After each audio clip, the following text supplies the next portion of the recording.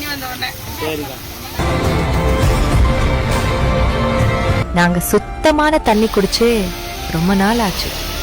மக்கள் வைத்த கோரிக்கைய உடனே நிறைவேற்றிய தவேக எம்எல்ஏ எல்லா தெருவுக்கும் தண்ணீர் வசதி பண்ணி கொடுத்து அந்த மக்களோட கஷ்டத்தை தீர்த்த எம்எல்ஏவுக்கு மக்கள் நன்றி சொல்ற அந்த அற்புதமான காட்சி